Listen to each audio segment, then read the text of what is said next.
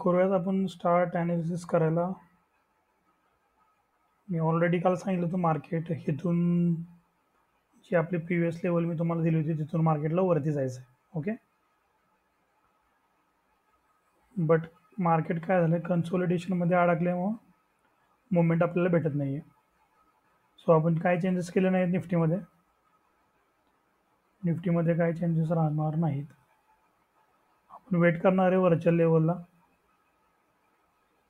Market आता काय करेल उद्या वगैरे, मार्केटला ह्या लेवलपर्यंत यायचं आहे आणि नंतर इथून फॉल व्हायचं आहे. ठीक आहे, मार्केटने जर ही लेवल घेतली नाही तर ऑब्व्हियसली वरची एक लेवल घेईल आणि कन्फर्म झालेलं आहे आपल्याला की निफ्टी फॉल होईल. ठीक आहे, बघूयात काय होतं आहे मार्केटमध्ये. बट काय होतं, निफ्टी बँक निफ्टीमध्ये मुवमेंट नसल्यामुळं आपल्याला लवकर मुवमेंट भेटत नाही, आपल्याला वेट करावं लागतं. बट आपण जर वेट केलं तर आपल्याला चांगले काय भेटणार आहेत, रिस्क रिवॉर्ड रेशो भेटणार, छोटे स्टॉप लॉस मोठं टार्गेट. सो वेट तर आपल्याला करावं लागेल.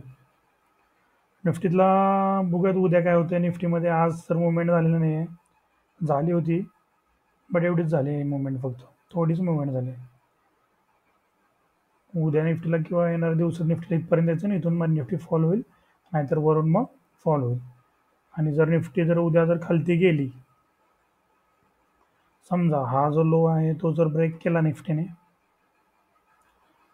असा ब्रेक करेल निफ्टी लो, तरी पण निफ्टीला वरतीच यायचं आहे. ठीक आहे,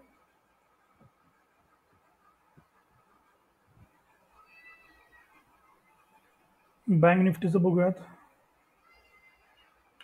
मी तुम्हाला काल ऑलरेडी सांगितलं होतं परवा की बँक निफ्टीची खालची लेवल आहे ते निफ्टी गेल्याने इथूनच वरती जाईल. बघा, निफ्टीनं तीच लेवल घेतली, बँक निफ्टीने तीच लेवल घेतलेली आहे आणि तिथूनच मार्केट वरती गेलेलं आहे. ठीक आहे, बघूयात काय होतं ते. खालती जर येते तुम्हाला सांगितलं होतं निफ्टी बँक निफ्टीला, तिथून मार्केट बघूयात काय डिसिजन काय देते मार्केट. बघूयात, मार्केटने लो तोडला तर कन्फर्मेशन आहे सेलिंगसाठी.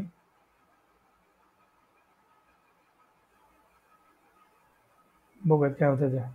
ओके, निफ्टी आणि बँक निफ्टीमध्ये काही चेंजेस नाही आहेत आपले, बट निफ्टीला वरती यायचं आहे. बँक निफ्टी आपण वेट करणार आहोत हा लो तोडायला.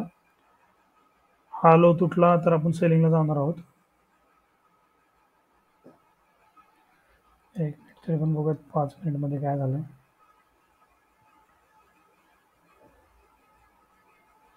इंटरनली मार्केट सेलला गेलं होतं. ठीक आहे, बघूयात.